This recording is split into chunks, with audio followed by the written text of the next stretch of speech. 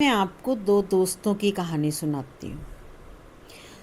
उनमें से एक आस्तिक था और एक नास्तिक था।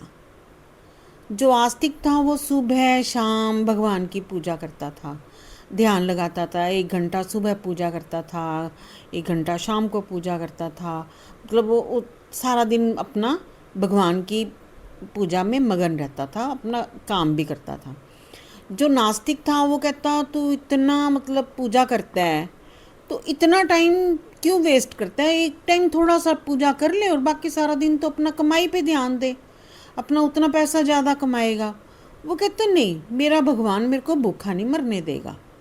मैं चाहे सारा दिन पूजा कर लूँ, मैं कुछ भी ना करूँ, मेरा भगवान मेरे को भूखा कभी नहीं मरने देगा। जिसने चिड़िया की चोंच के लिए भी दाना बनाया है ना, वो कुछ नहीं करती, वो मेरे को भी भूखा नहीं मरने देगा। वो कहता अच्छा, कहता हाँ तू आजमा के देख ले। कहता ठीक है, मैं तेरे भगवान को आजमाता हूँ। कहता ठीक है। वो नास्तिक अपना शहर से निकला। कहता मेरे को, मैं देखता हूँ मेरे को तेरा भगवान कैसे खाना खिलाता है। वो कहता ठीक है। वो निकल जाता है, शहर से बाहर निकल जाता है, जंगल में चला जाता है जहाँ कोई दूर दूर तक उसको दिखाई नहीं देता। कोई फल का वृक्ष नहीं है, कोई कुछ नहीं है खाने के लिए। और वृक्ष में भी एक वृक्ष के सबसे ऊपर, बहुत बड़ा वृक्ष होता है, उसके सबसे ऊपर वाले तने पे जाके बैठ जाता है। कहता देखता हूँ यहाँ पे भगवान मेरे को कैसे खाना खिलाता है। वो बैठा होता है। तो इतने में वहाँ मतलब एक राजकुमार बहुत दूर से वहाँ से निकलता है। वो दूर से आ रहा होता है, वहाँ से जाता है। तो वो देखते हैं इतना बड़ा वृक्ष है। वो अपने सैनिकों को कहता है भी हम ना यहीं बैठ के खाना खा लेते हैं, फिर आगे की यात्रा करेंगे।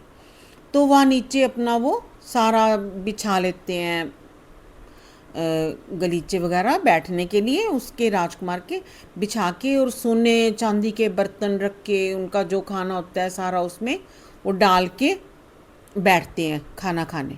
वो भी खाना खाने के लिए बैठे होते हैं कि घोड़ों की टापों की आवाज़ें आने लग जाती है। तो वो सैनिक बताते हैं कि बहुत डाकुओं का ना बहुत बड़ा झुंड आ रहा है। तो राजकुमार के साथ जो सैनिक होते हैं वो थोड़े से होते हैं।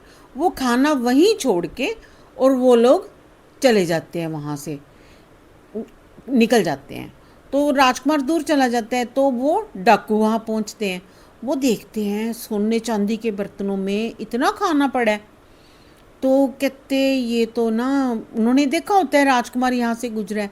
तो कहते ये हमारे लिए ना छोड़ के गए हैं, इनमें जहर मिला हुआ है, तो ये ना मतलब वो हमें मारना चाहते हैं।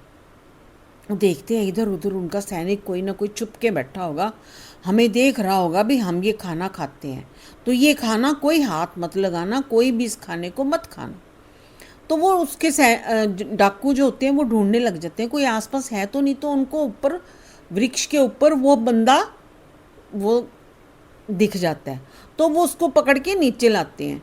कहते तू ये ध्यान रख रहा था ना कि हम ये खाना खा के मर जाएंगे, और तू जाके उनको बता दे भी वो तो मर गए सारे।